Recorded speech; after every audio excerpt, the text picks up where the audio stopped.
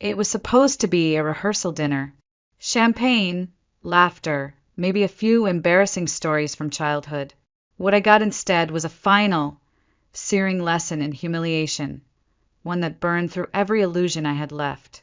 The room was warm with candlelight, filled with the low hum of conversation and the clinking of crystal. The greenhouse on Ninth looked like a dream, all ivy walls and hanging lights, the kind of place brides post about with hashtags and soft filters. My dress was cream silk, off-shoulder, simple. I had worn my mother's pendant, something blue, something hers. She couldn't be there, not physically. She'd passed away last year, but I felt her that night, or at least I thought I did, until they opened their mouths. Lorraine Royce, my would-be mother-in-law, stood for her toast. She held her glass like a queen, back straight, smile tight. "To Landon and Samantha," she began, her voice clear and rehearsed. "To a future that's bright and, hopefully, a little more polished than the past." Laughter. Scattered, confused. I frowned. She continued. "And to Landon's good taste, of course. Though his fiancé's mother may have been just a nurse, bless her soul, I suppose being absent saves us the embarrassment of any rustic influences tomorrow." My heart stopped. I stared at her, then at Landon. He chuckled. Not loudly, not cruelly. Just enough. Like it didn't matter. Like I was supposed to let it slide. Something inside me cracked. A thin, bright fracture, starting at the base of my spine and reaching up behind my ribs. I set down my fork. Lorraine smiled at me. That smile women like her reserved for dogs that bark too loudly. And still Landon said nothing. I could have stayed seated. I could have swallowed the insult, like I had every other time they called me quaint, or earnest, or too sensitive.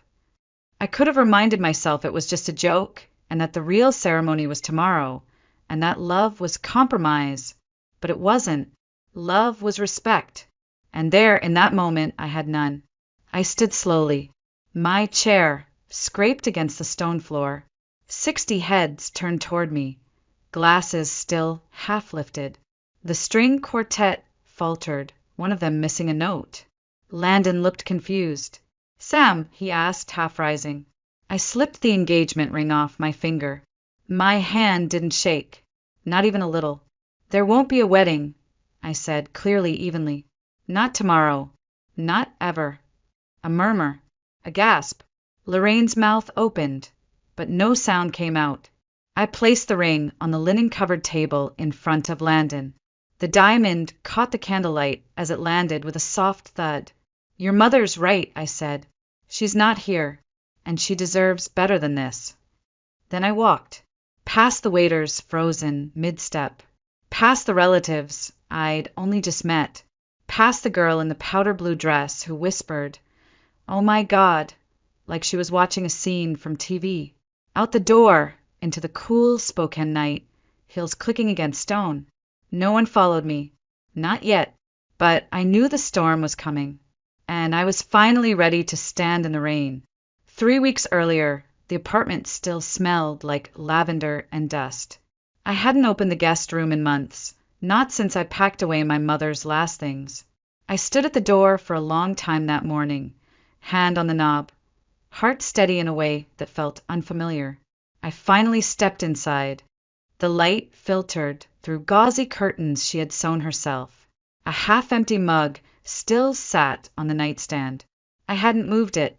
I couldn't. Grief was a strange animal. It didn't howl or claw, it just waited. Quiet, patient. Some mornings, I thought I heard her hum in the kitchen, the same soft hymn she used to sing when I was sick. Other days, it was the silence that reminded me she was gone. I had taken care of her until the very end. No nurses, no home aides, just me. I had watched her heart fail slowly, one skipped beat at a time. The woman who had stitched together my world was being undone by her own. And through it all, I held her hand. After she passed, people kept saying, "She's in a better place now." But I had loved the place she was in, this place with me. And I didn't want better. I wanted her. That was when Landon proposed. We were sitting on the floor of my living room, eating takeout from the Ethiopian place she used to love. I was still wearing my pajamas. He didn't kneel. He didn't have a speech, just held out the ring with shaky hands and said, "Let's make something good come out of something hard." I said yes.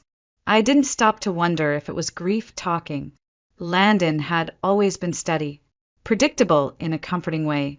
He wore khakis on weekends and ironed his shirts on Sundays. He didn't know how to fix a sink, but he could quote Thoreau with irritating precision. When I met his parents the first time, Lorraine had smiled at my plain black dress and said, "Oh, we do love a minimalist." Howard asked if I had grown up around here, the way some people ask if you've ever eaten sushi. I laughed it off, told myself I was marrying Landon, not his parents. That love was enough. That lie stayed with me.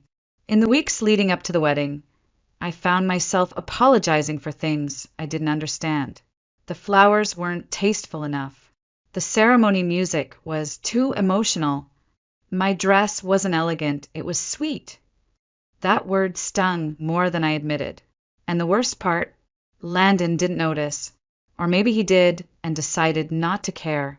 He wasn't cruel. He just wasn't brave. And I had mistaken that for kindness. One night, after yet another awkward dinner with the Royces, I came home and sat on the bathroom floor for 40 minutes. No tears, just silence. My mother used to say silence was holy. That's when you hear the truth whispering. The truth was, I wasn't building a life. I was shrinking to fit someone else's. I looked in the mirror and barely recognized the woman staring back. She looked tired, controlled. She looked like she had surrendered so many little things, she no longer remembered what her voice sounded like. And still I told myself, just make it to the wedding. Just get through the rehearsal dinner. 3 weeks later, I would realize I hadn't lost my mother only to lose myself. One loss was enough. 2 would be unforgivable. The Royce house was the kind of place that echoed with its own sense of importance. Every wall was decorated in gold-framed oil paintings, landscapes with no people. The air always smelled faintly of polished wood and restraint. No shoes on the rugs, no loud laughter, no traces of real life. I had only been there twice before. This time was different. Lorraine wanted to finalize wedding details, which I quickly learned meant redo everything I had already chosen. We sat around the mahogany table. The one she bragged was imported from Austria. My binder full of color palettes and calligraphy samples looked cheap against its surface. She flipped through it with 2 manicured fingers, frowning without speaking. Howard sipped scotch by the fireplace, watching without offering a word. Landon scrolled through his phone. "So," Lorraine said finally, "you really are set on this church ceremony?" I blinked. "Yes. St. Paul's is where my mother was baptized." "She always wanted me to," Lorraine interrupted. "It's very humble, Samantha, and the acoustics are dreadful." I tried to smile. "I already booked the quartet." "Oh." She tilted her head. "I assumed you'd reconsider." Howard set down his glass. "Is there parking at that church? Our guests won't want to walk too far in heels." I looked at Landon. He didn't look up. "We'll arrange shuttles," I said. "I've already checked." "Of course," Lorraine murmured. "And the hymn you chose for the ceremony, what was it again? Abide with me?" A bit mournful, no. It was my mother's favorite. Lorraine smiled the way people do when they're pretending something isn't awkward. "Darling, of course, but perhaps something less personal." My fingers tightened on the edge of the chair. She continued, flipping another page. "And this dress, A-line satin, no embellishment. Are you sure you want something so understated?" "It's my mother's design. She made it when I was 16. That finally got Landon's attention. "You never told me that." I glanced at him. "You never asked." Silence thickened the room. For a moment, I could hear the ticking of the clock above the fireplace. Lorraine closed the binder and pushed it away gently, like one might handle a dead bird. Well, she said, I suppose we all mourn in our own ways. I stood up. I didn't shout. I didn't cry, but something in me began to steel. I appreciate your input, I said quietly, but I've already made my decisions. Howard raised an eyebrow. You're not very flexible for someone joining a new family. I looked at Landon again. Still no reaction. No support. I walked out. The hallway smelled like old lilies and museum silence. I reached the front door before Lorraine's voice followed me. Samantha, she said with a tone both icy and amused. You'll want to remember that marriages are about compromise. I turned. No, I replied, meeting her gaze. Good marriages are about respect. And I don't compromise on my mother's memory. Then I left. Outside, the trees swayed gently in the breeze. The sun was low, casting shadows across the Royce estate like long fingers. I sat in my car, engine off, and stared at their house for a long time. That was the night I realized I wasn't marrying into a family. I was surrendering to one. And I wasn't sure I had the stomach for it. The wind tasted like dust and steel. At 6:45 a.m., the sun barely touched the tops of the scaffolding. I stood near the eastern lot, clipboard in hand, watching two men argue over measurements. My boots were caked in concrete, my hair pulled into a knot so tight it hurt. I hadn't slept more than 4 hours, but it wasn't the blueprints or budget reports that kept me up. It was that voice, Lorraine's, looping in my head like a poison hymn. Not very flexible, mournful hymn. Compromise. That morning I wasn't Samantha the engineer. I was the daughter who'd given up every night out, every promotion, every vacation just to sit beside a hospital bed and read to a woman who forgot what day it was but always remembered my name. I should have been proud. Instead, I felt like I was shrinking in real time. Hey, Sam, you good? Elijah, one of the site managers, waved from across the pit. He was tall, kind-eyed, always brought me coffee without asking how I took it. Yeah, elite. Just thinking. He tilted his head. You sure you want to take time off for this wedding? I forced a laugh. You say that like it's a funeral. He paused. Same dress code, same awkward family tension. I smiled, but it didn't reach my eyes. He noticed. You okay? He asked again, quieter this time. I exhaled. Do you ever feel like you're planning something for someone else's life? Like you're the guest, not the bride?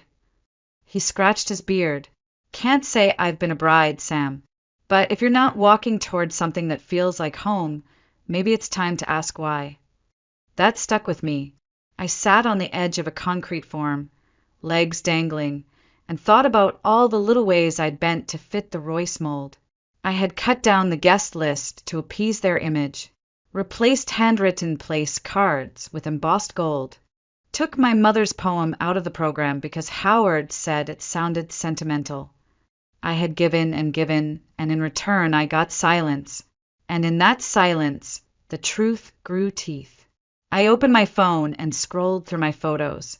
There was one of my mother, taken during her last Christmas. She was wearing a ridiculous red sweater I had knit lopsided, her oxygen line tucked carefully behind her ear. She was laughing. No makeup, no filter, just joy. That was the last time I remembered being sure of anything. A tear slipped down my cheek and dried almost instantly in the wind. I wiped my hands on my jeans and stood up. Later that night, at home, I tried to talk to Landon. He was sitting on the couch, legs up, TV glowing in the background. Do you think your mom likes me? I asked softly. He didn't look away from the screen. Sure, she just has high standards. I pressed on. Do you think she respects my mother? He frowned. Sam, she's dead. Why does that matter? I stared at him. It wasn't anger that rose first, it was disbelief.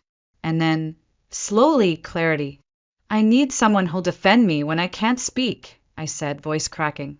Not someone who'll stay quiet when people step on the only person who ever protected me.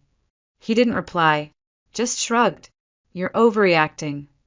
That was the final thread unraveling. I knew then I wouldn't just be marrying a man. I'd be marrying silence. And I had already buried one love I couldn't live without. I wasn't about to bury myself next. The air outside was sharp, crisp with that early autumn edge that made every breath feel like a warning. I didn't stop walking until I reached the parking lot. My heels clicked against stone, my breath visible under the amber glow of the street lamps. The silk dress stuck to my back with sweat. I didn't know if it was adrenaline or heartbreak. I heard the door behind me open. Samantha, wait. Landon. I didn't turn around. He jogged until he was beside me, his tie slightly askew, face flushed, not with shame, just panic. The kind of panic people feel when they lose control, not when they lose love. What the hell was that? He hissed. You humiliated me. I blinked at him. I humiliated you. He looked over his shoulder as if to make sure no one had followed us, then lowered his voice. Look, my parents can be intense, but they mean well. Mean well. I repeated. Your mother called mine an embarrassment, and you laughed. I didn't laugh at her, he said defensively. It was just a joke. You're being sensitive again. There it was, that word. Again. Sensitive. Like grief was a weakness. Like standing up for my dead mother was dramatic. I reached into the clutch bag, still clutched under my arm.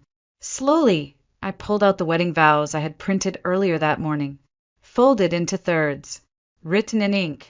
I handed them to him. What is this? My vows, I said. They talk about loyalty, about protecting each other.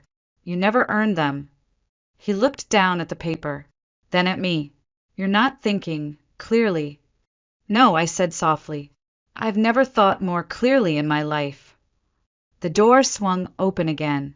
Lorraine stepped out, her heels louder than necessary, mouth already mid-sentence. Samantha, you will regret this. You are making a scene.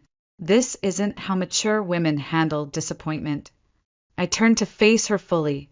She stood just feet away, her pearls catching the light like claws. You're right, I said calmly. This isn't how mature women handle disappointment. It's how they handle disrespect. I reached up and unclasped the pendant around my neck. My mother's pendant, the one Lorraine had mocked when she thought I couldn't hear. I held it between my fingers for a moment, then clasped it back, firmer this time, like armor. You will not shame her memory again, I said, my voice no longer shaking. Not while I'm still breathing. Lorraine's jaw tightened. Do you know how this makes our family look? I almost laughed. Yes, human, cruel, entitled. Landon stepped in, voice forced and brittle. Sam, please, let's just go back inside and talk, I cut him off. There's nothing to talk about. You showed me who you were. I just finally believed you. A valet stood nearby, awkwardly pretending not to listen.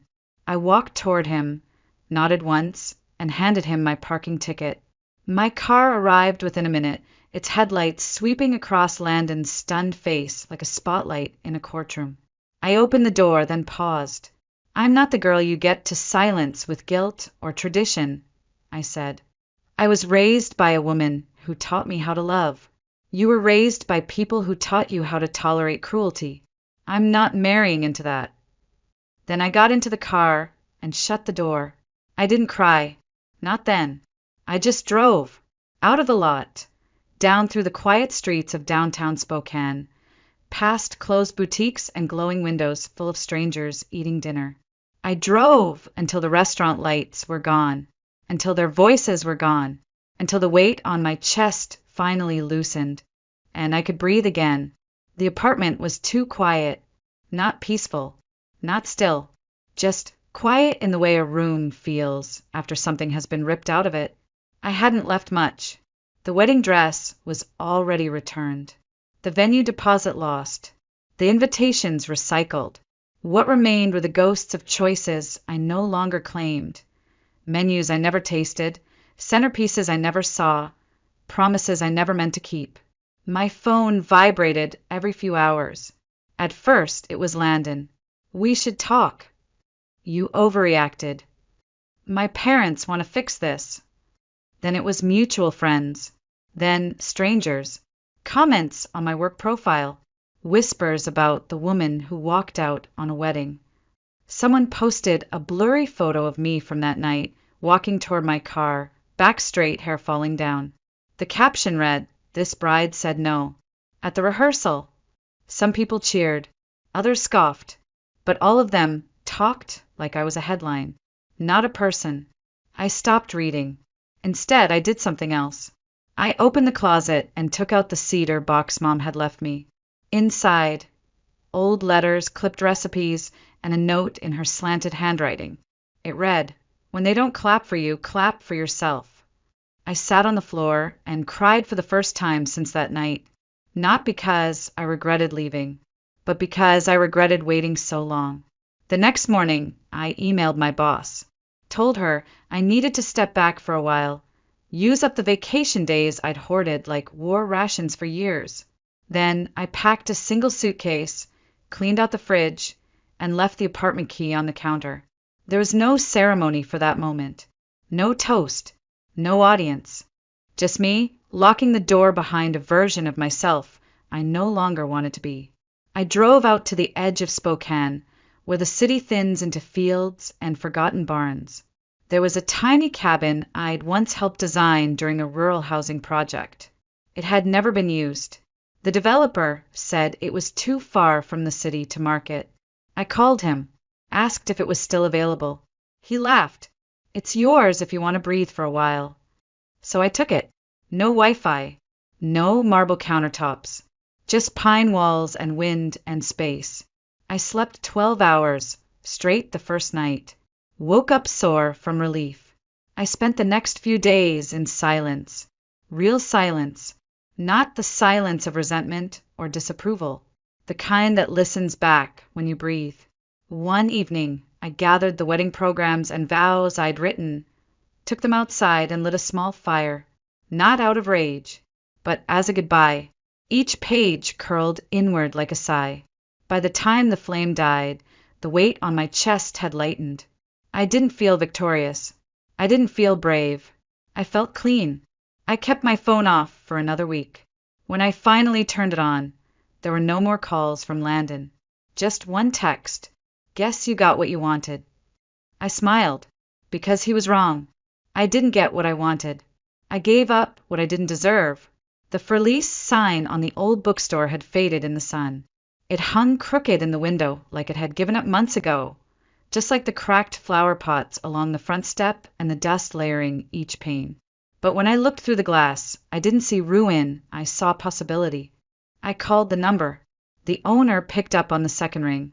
His voice was slow, kind, and surprised. "You're serious? You want to rent the place?" I nodded, even though he couldn't see me. "I don't want to rent it," I said. "I want to bring it back to life." By the end of the week, I had signed the lease and pulled on work gloves. The first thing I did was take down the old, warped sign. The second was hang up a framed photo of my mother, her in her hospital scrubs, arms crossed, smiling like she'd just told someone off in the sweetest way. I named the shop June's Light. Every day after that started the same. A mug of coffee, the creak of the front door, a little bell above the frame that chimed like laughter. I kept the shelves simple. Old paperbacks, secondhand poetry, recipe cards written in shaky cursive, stories that had already survived so much. Locals wandered in one by one. Some were curious. Others just wanted a place to sit quietly for a while. A retired school teacher named Meredith came every Friday at noon. A man with burned scars on his hands left $5 every time he took a book, even when it was marked free. And then one afternoon, a girl about 10 years old walked in holding her grandmother's hand. She ran her fingers along the shelves and whispered, "It smells like someone's thinking." I laughed. "It smells like old paper and stubborn dreams." The grandmother tilted her head. "Your name's Carter?" I nodded. She smiled gently. I knew a nurse named June Carter. She held my hand once back in '09. I'd just lost my son. I was shaking. She didn't let go the entire night. I blinked. That was my mother. The woman touched her chest. She was the first person who looked at me like I hadn't broken. I turned away before the tears could fall. I rearranged a stack of cookbooks, but my hands trembled. That night I stayed late. I lit a candle by the photo of my mom and sat on the floor, surrounded by soft spines and folded corners. "Are you proud of me?" I whispered. "I finally stopped asking people to love me the way you did." The flame flickered. The windows fogged. Somewhere outside, an owl cried into the dark. And for the first time in months, I didn't feel alone. I felt rooted. I wasn't rebuilding. I was growing, not in spite of the pain, but because of it.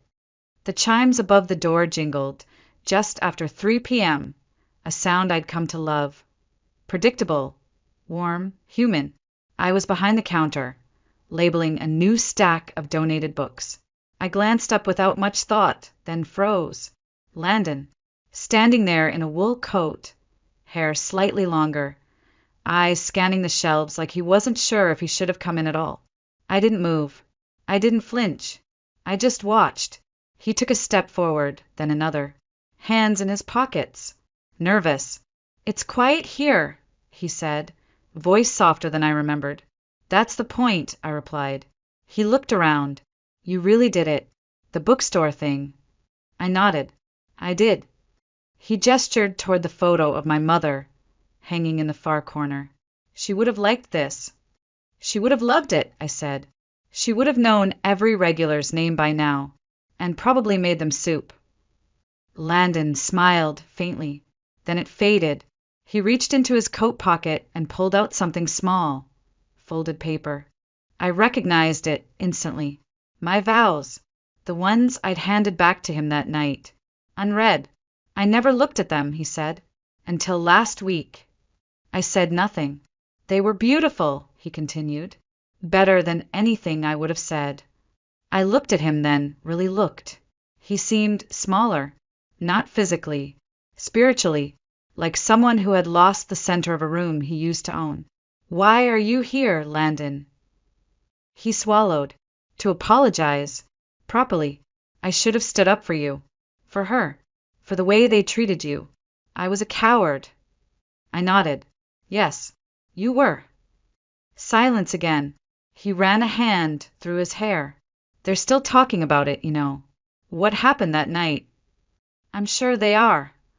They think I dodged a bullet." I smiled just a little. "So do I." That stunned him for a moment. Then he said the thing I think he came all this way to say. "You were right. About everything. And I was wrong." I leaned on the counter, calm, steady. "I didn't leave to be right, Landon. I left to be free." He looked down at the floor. "I miss you." "No," I said gently. "You miss the version of me who didn't speak up, who made you comfortable. That version doesn't live here anymore." He nodded slowly, folded the vows again, and placed them on the counter. "I should go," he said. "Yes," I agreed. "You should." He turned and walked to the door, paused, looked back. "You ever think about what we could have been?" "Every day," I replied.